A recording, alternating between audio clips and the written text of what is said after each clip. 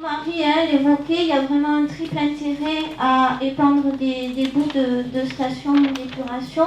Donc dans un premier temps, c'est quand même un gain en fertilisant pour les exploitants. Et puis surtout, ça va permettre cet apport va permettre de mieux structurer nos sols.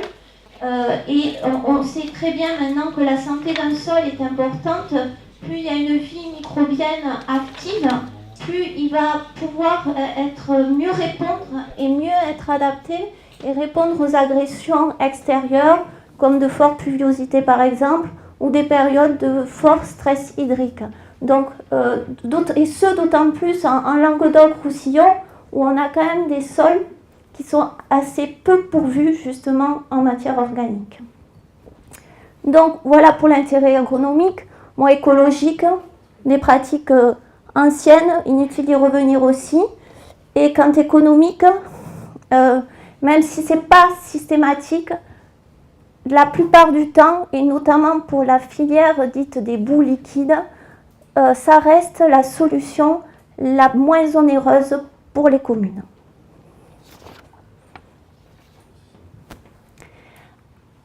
Alors, pour qu'on s'entende bien, les boues urbaines, c'est des boues issues des traitements des eaux usées, dont les sables et les graisses ont été éliminés.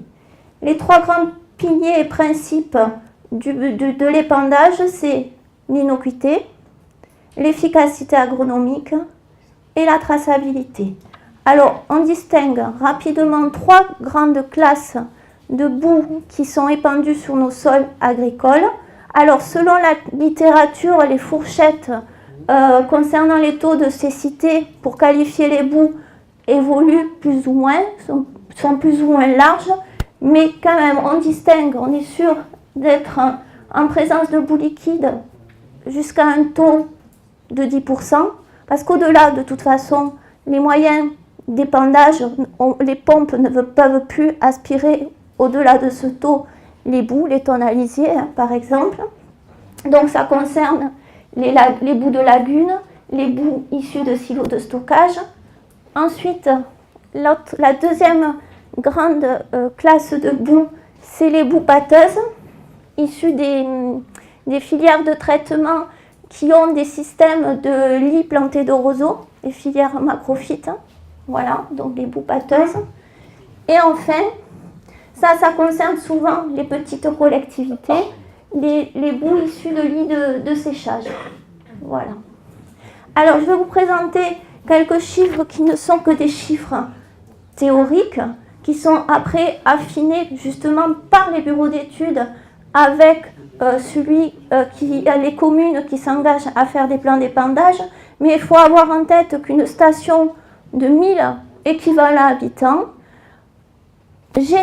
produit entre 12 et 15 tonnes de matière sèche par an. Et que pour ce type de production, cette taille de station d'épuration, il va falloir disposer d'une surface comprise entre 15 et 50 hectares. Alors 15 hectares, c'est si on épand chaque année, on va avoir besoin de 15 hectares. En revanche, si on épand la production de boue de plusieurs années, comme sur des lagunes, une lagune de 1000 équivalents habitants ou une station d'épuration équipée en filtre à sable planté de roseaux, il va y avoir un cumul de production de plusieurs années de boue, et c'est qu'au bout d'une dizaine d'années qu'on épandra beaucoup, donc il faudra disposer d'une surface bien plus importante, pouvant aller jusqu'à 50 hectares. Ensuite, là, c'est réglementaire, on ne peut pas épandre plus de 30 tonnes de matière sèche par hectare sur 10 ans. Ça fait environ une moyenne de 3 tonnes hectare. Voilà.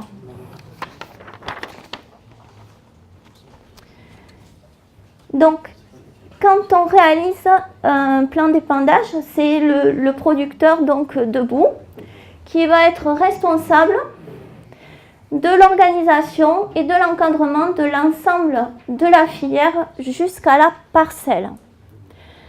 Donc, c'est le producteur qui est donc une collectivité, une intercommunalité, un syndicat, une délégation, un délégataire de service public qui va réaliser, être à l'initiative du plan d'épandage.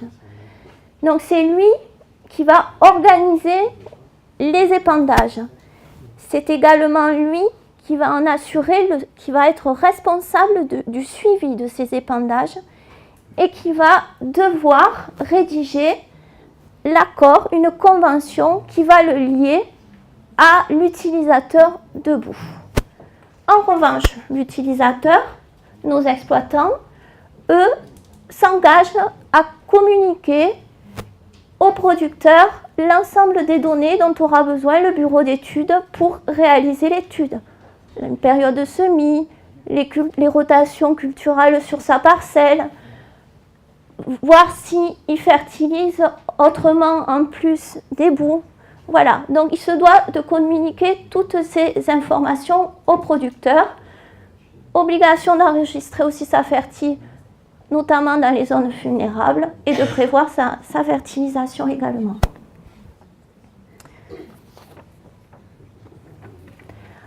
Avant de se lancer dans une étude d'épandage, il va falloir absolument s'affranchir de deux choses. Bien caractériser les boues et vérifier surtout son innocuité. Donc ça va commencer par une analyse de boue où on va de suite vérifier les valeurs agronomiques, les valeurs en azote, phosphore, potasse, entre autres qu'elles contiennent, mais aussi on va vérifier les métaux lourds et les composés de traces organiques en vérifiant qu'elles sont bien conformes et surtout en dessous des seuils fixés par la réglementation. Dès lors qu'on a levé cette caractérisation, qu'elle est favorable, on peut commencer à préparer l'étude et à réunir et à mobiliser le foncier. Donc, ça va commencer du coup là aussi, on va faire le même exercice par une analyse de sol. On va surtout bien vérifier le pH, parce que dès lors qu'un pH est acide, ça peut rendre une parcelle inéligible du plan d'épandage. Ensuite, on regarde aussi si déjà dans le sol, il y a la présence de métaux lourds. Il peut arriver dans les régions viticoles d'avoir des excès de cuivre dans les sols, au-delà des seuils. Automatiquement, la parcelle sera écartée du plan et ne sera pas retenue. Ensuite, du coup, on se lance aussi dans l'étude du substrat géologique, de la pédologie. On va voir si on est en présence de sols filtrants très sableux ou au contraire hydromorphes, saturés en eau et plutôt argileux. Donc là aussi, l'analyse de sol, on va, grâce aux paramètres à la granulométrie, on va voir la répartition entre sable, limon et argile. Ensuite, donc, du coup, on va pouvoir affiner notre périmètre, vérifier qu'on est loin des zones d'activité humaine, des habitations, de nos cours d'eau, des fossés. Donc voilà, en fonction des zones identifiées à risque, on met des distances d'éloignement, d'exclusion. Et ensuite, on peut passer à l'étape du raisonnement agronomique de nos boues par rapport à un type de culture qui va recevoir les boues. Donc, mes besoins des cultures, on va affiner la dose en fonction donc, de mes besoins des cultures, mais aussi du précédent cultural et déjà de ce dont est fourni déjà le sol. Donc, vous voyez, c'est un calcul un peu à équilibrer, un peu savant, où on tient compte, où il faut tenir compte de tous ces paramètres pour bien ajuster la dose aux besoins stricts de notre plante, pour éviter tout lessivage par la suite.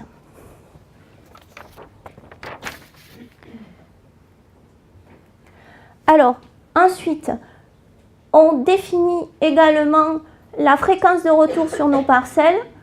Le réseau des MES encourage les bureaux d'études à ne pas revenir chaque année sur la même parcelle, mais essayer de respecter un épandage au moins 1 an sur 2. On sait que ce n'est pas toujours possible, mais c'est toléré également quand on est sur de faibles doses à l'épandage. Et ensuite, réglementairement, toutes les communes qui s'engagent dans de la valorisation agricole doivent avoir au sein de sa station un moyen de stockage des boues de 6 mois réglementaires. L'idéal, par expérience, si on a plus, c'est mieux. Mais en tout cas, réglementairement, c'est 6 mois qui est exigé. Alors, ça peut être un petit local comme ça pour les boues sèches, ça peut être des silos de stockage, il y a divers moyens de pouvoir stocker les boues. Mais sans ce stockage, normalement, on n'est pas autorisé à pouvoir épandre. Donc, également, une étude d'épandage doit obligatoirement avoir un plan B. Si on ne peut pas épandre une année, parce que justement on a un problème, un souci sur nos boues, ou un problème pour nos prestataires ne peut pas venir épandre ou quoi que ce soit, il faut prévoir un autre scénario. Soit l'envoi en plateforme de compostage, mais en tout cas, il faut absolument que ce soit porté par écrit dans l'étude. Ensuite, on définit un calendrier d'épandage, à quel moment nos campagnes d'épandage vont avoir lieu, s'il va y en avoir 1, 2, 3, il faut éviter souvent, voilà. Et ensuite, on prévoit ces modalités, comment va s'organiser l'épandage, qui va assurer le transport des boules, est-ce qu'on a choisi les bons équipements par rapport au taux de cécité des boues. Alors ça paraît comme ça anodin, mais il s'est avéré que parfois on a des surprises au moment d'un curage, par exemple de lits macrophytes, où on s'aperçoit que les boues vont être beaucoup plus liquides que prévu et on n'a pas réussi à adapter le bon matériel en face. Donc voilà, tout ça, il faut quand même l'anticiper bien en amont. Et enfin, une autre demande réglementaire, c'est s'assurer qu'il y ait une compatibilité entre nos épandages et le schéma départemental d'aménagement et de gestion des eaux et de tous les zonages, s'affranchir de tous les zonages environnementaux, Natura 2000, vérifier qu'on n'est pas sur des zones naturelles sensibles, des milieux karstiques. Mais ça, c'est l'étude aussi géologique qui vient nous apporter des éclairages et qui va avoir des incidences sur des limitations de dose, voire des exclusions totales de certaines parcelles. Donc une fois qu'on a fait cette étude, donc c'est un rapport, des annexes. Bon, je passe, je pense que je ne vais pas tout vous... Voilà. L'importance, elle est là, c'est que une fois qu'on a fait le plan, c'est pas fini. On est dans l'obligation, justement, de suivre tous les épandages. Donc, il y a obligation, quelle que soit la taille de la station, quel que soit le volume de boue épandue, à minima tenir à jour un registre des épandages. Voilà, donc j'ai épandu tel volume sur telle parcelle, tel jour, et fournir une analyse de sol. Et après, pour les plus grosses stations, celles qui ont plus de 2000 équivalents habitants, elles sont assujetties à un programme prévisionnel et à un bilan agronomique que les MES sont amenés, du coup, dans le cadre de l'expertise, à contrôler sur les paramètres agronomiques et les doses d'épandage. Voilà. Donc là, en résumé, vous avez ici identifié tous les acteurs de la filière et qui interviennent dans le cadre de ces études d'épandage.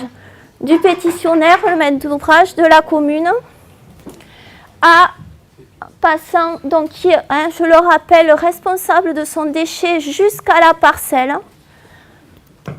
Ensuite, du coup, lorsqu'il dépose, il envoie l'étude donc à la DDTM, à l'administration, qui va du coup aviser de son état dit complet en vérifiant qu'il y ait bien toutes les pièces et qui va fournir du coup un récépissé si le dossier est complet et va rentrer dans vérifier, instruire le dossier en nous demandant aux MES, aux associations aux agences régionales de la santé, d'émettre également un avis sur le dossier.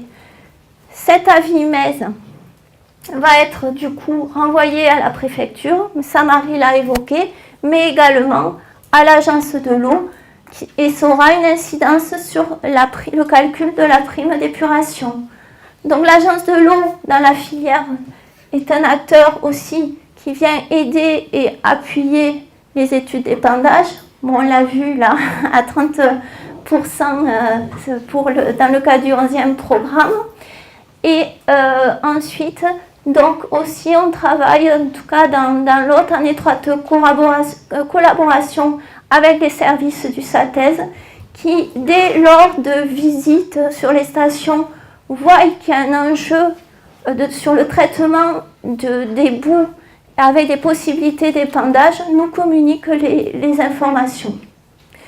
Et ensuite, ils accompagnent également les aides à l'épandage. Et enfin, après, on a nos prestataires, c'est-à-dire nos bureaux d'études, nos prestataires à l'épandage qu'on retrouve en aval de la filière. Voilà. Et là, ce sont tous les acteurs qui sont ici réunis. Donc la MES, on l'a vu, je ne répète pas, c'est l'expertise avant tout, c'est notre cœur de métier, mais on est amené aussi à faire de l'animation auprès des collectivités qui nous sollicitent, parce que la DDTM, nous aussi, a vu, peut aussi nous envoyer des collectivités au même titre que le SATES. Et donc là, on vient voir les communes, on discute sur le choix de la filière qui pourrait être le plus adapté à leurs besoins, en fonction de la nature de leur boue, de la taille, savoir si on est en région viticole ou pas. On ne peut pas épandre sur toutes les cultures, en tout cas dans l'Aude. Donc voilà, on s'assure qu'il y ait une possibilité éventuelle de valorisation agricole, sans quoi on les oriente vers les autres aussi, types de traitement possibles qui s'offrent à elles. Donc on leur explique la démarche des plans d'épandage. Je ne vais pas rentrer dans le détail, mais en tout cas, on peut facilement les orienter et sur tous les aspects liés au traitement des boues. Et on peut faire le même exercice auprès des agriculteurs. Souvent, les communes peinent à réunir du foncier et c'est là que la MES aussi peut accompagner les communes pour essayer d'interpeller certains exploitants pour permettre qu'ils puissent rendre service donc à la collectivité et accepter les boues de sa commune. Voilà, donc là, nous on est là aussi pour rassurer aussi l'exploitant, lui dire ce que contiennent les boues, faire le pont et le lien avec la collectivité et le bureau d'études.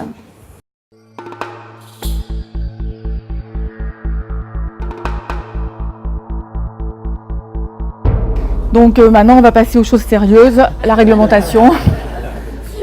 Vous attendiez tous ce moment. Alors le problème, c'est qu'il y a plein de gens qui ont parlé avant moi, qui ont presque tout dit, donc ça va être nettement moins fun.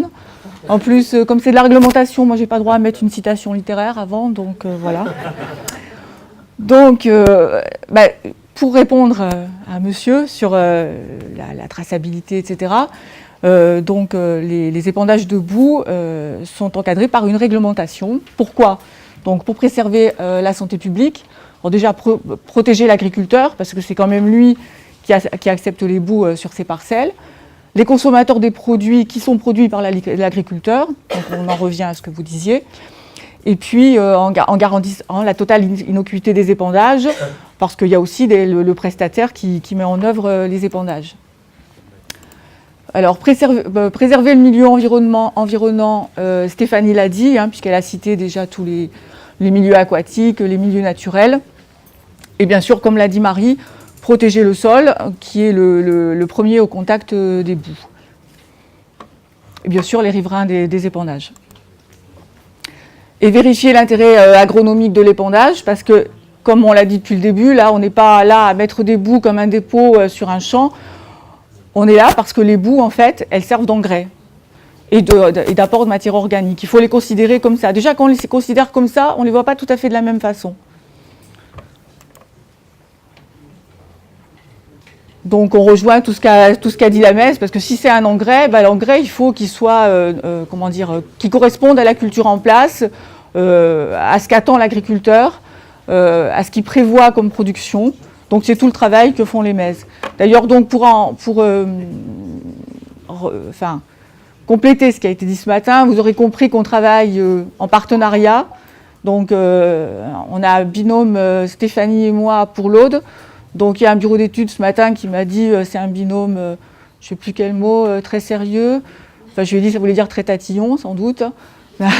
Mais bon, on travaille conjointement avec le SATES, le département, et puis l'agence de l'eau bien sûr. Et puis il ne faut pas oublier que là on parle des boues, donc qui est un des déchets produits par les stations.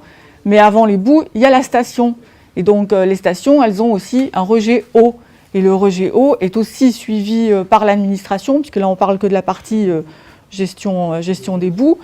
Et les rejets eau sont très surveillés, puisque il peut y avoir des contentieux européens sur les problèmes liés à des stations qui ne fonctionneraient pas bien.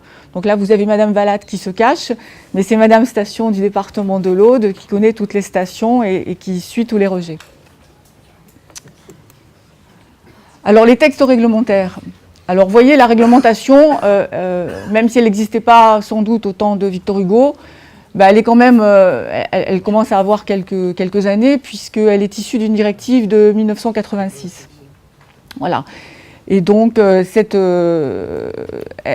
pour protéger l'environnement, enfin exactement tout ce qu'on a déjà dit. Il faut des critères de qualité, il faut des principes de traçabilité. Donc comme ça a déjà été dit plusieurs fois, les boues sont analysées régulièrement, le nombre d'analyses varie du tonnage de boue que l'on épand, les sols aussi sur lesquels on va installer les épandages sont analysés.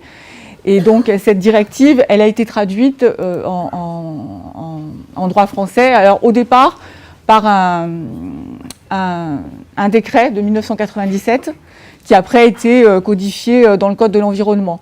Donc si vous voulez aller voir les articles du Code, donc c'est R211-25 à 47, qui encadrent les épandages de boue, et ils sont complétés par un arrêté très, très détaillé qui fixe quel type d'analyse, comment faire les analyses, comment prélever les boues, quelle fréquence, voilà, et c'est l'arrêté du 8 janvier 1998.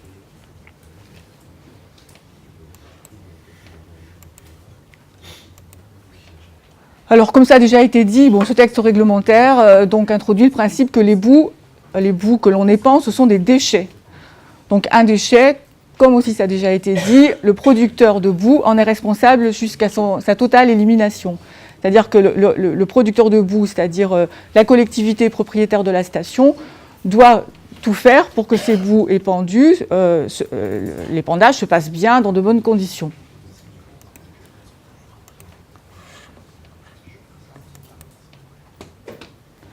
Donc, dans la réglementation, il est indiqué que les boues doivent avoir fait l'objet d'un traitement de manière à réduire leur pouvoir fermenticible. Le traitement est fait par le biais de la station d'épuration. Alors, il peut y avoir dans les textes, il est possible d'avoir des exceptions à ce traitement, mais en tout cas, pour le département de l'Aude, on ne les admet pas.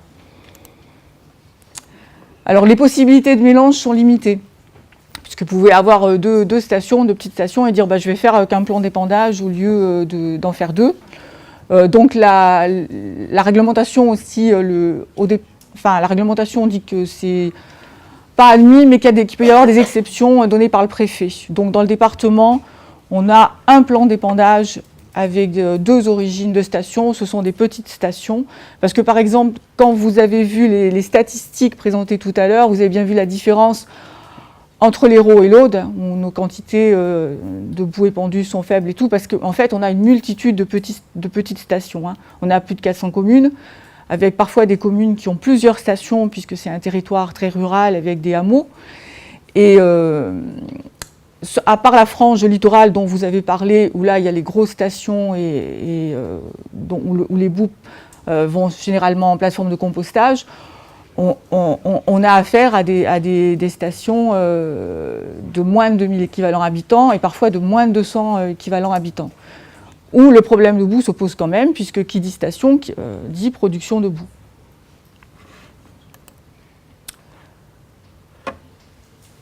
Mais là, c'est un peu de la redite, hein, puisque si vous avez bien écouté ce matin, vous savez déjà tout ça. Hein, donc, voilà, les boues, c'est un fertilisant et qui doit être compatible avec la culture en place, ou la culture que l'on va installer. Alors, la police de l'eau. Donc, la police de l'eau, aujourd'hui, c'est moi. Puisque tout ce qu'on a vu, tout ce que vous ont expliqué les MES, ça rentre dans un cadre réglementaire, et pour être mis en œuvre, il faut que ce cadre réglementaire soit respecté. Donc, parce qu'on est là dans le cadre au départ de la protection des milieux aquatiques. Donc c'est le Code de l'environnement. Donc dans le Code de l'environnement, l'article 214.1 fixe une nomenclature, c'est-à-dire chaque fois qu'on veut faire des travaux, des interventions qui peuvent avoir des effets sur le milieu aquatique, selon l'importance de ces projets, toute une nomenclature est déclinée, par exemple travaux en rivière, dragage, etc. Et donc il y a une rubrique qui est la rubrique 2.1.3.0 qui s'applique aux épandages de boue. Voilà. Donc dans les dossiers de police de l'eau, vous êtes soit en procédure de déclaration, soit en procédure d'autorisation. Pour les épandages de boue, en tout cas pour l'Aude, nous n'avons que des procédures de déclaration, puisque ces procédures sont liées à des seuils. Et donc vous voyez bien que pour être en procédure d'autorisation, il faut avoir des épandages de 800 tonnes par an. Alors comme je vous ai dit qu'on n'avait que des petites communes, avec quand même des petites productions, nous sommes en procédure de déclaration. Donc, une déclaration, c'est une procédure réglementaire qui est validée par le préfet. On instruit, comme l'a dit Stéphanie, dans un cadre très réglementaire et très codifié, c'est-à-dire que le maître d'ouvrage nous fait parvenir son plan d'épandage avec un nombre d'exemplaires qui est fixé par la réglementation. Et il y a toute une procédure très très encadrée qui peut paraître parfois aux collectivités, notamment aux petites collectivités, très compliquées. Et puis pourquoi aller dans un cadre aussi rigide ? Mais c'est la réglementation qui la fixe comme cela, puisque autant le préfet les services qui travaillent pour le préfet doivent respecter cette réglementation pour que si la collectivité n'est pas d'accord, ait les moyens de la contester toujours dans un cadre réglementaire, et aussi pour que n'importe quel Quidam ait la possibilité de contester cette réglementation. Les plans d'épandage font l'objet donc d'un récépissé de déclaration, et ces récépissés de déclaration sont publiés sur le site des services de l'État. Donc, et après, ils sont bien sûr aussi affichés en mairie. Donc quand un plan d'épandage d'une mairie, par exemple, mairie X, et les parcelles d'épandage sont sur d'autres parcelles, le récépissé de déclaration est affiché dans toutes les mairies concernées. C'est la traçabilité, c'est l'information du citoyen la plus forte possible. Donc les collectivités, comme je vous ai dit dans l'Aude, on a plein de petites collectivités, donc pour faire les plans d'épandage, bien sûr ils ont recours à des bureaux d'études dont plusieurs représentants sont dans le public et qui appliquent toute la réglementation que l'on a déjà déroulée. Donc on a vu les seuils de déclaration et vous allez me dire, mais qu'est-ce qu'on fait des stations qui ont des seuils de déclaration inférieurs ? Donc du coup, le plan d'épandage est toujours de mise, est toujours obligatoire. Il répond aux mêmes exigences de traçabilité, c'est-à-dire aux mêmes analyses, aux mêmes besoins de savoir que l'agriculteur, il y aura un calcul de fertilisation qui correspondra à la culture qu'il désire fertiliser. Mais là, par contre, ce n'est plus sous l'autorité du préfet, c'est sous l'autorité du maire. Justement, Stéphanie a parlé des contacts que l'on a avec les maires, notamment les maires de petites communes, puisque parfois ils se trouvent un peu embêtés avec ces boues d'épuration, notamment maintenant avec le développement des stations à filtres plantés de roseaux, dans lesquelles les boues s'accumulent, et parfois on rate le coche parce que c'est le moment de faire le plan d'épandage pour pouvoir les épandre, et les filtres se remplissent, et le maire se trouve dans des situations difficiles.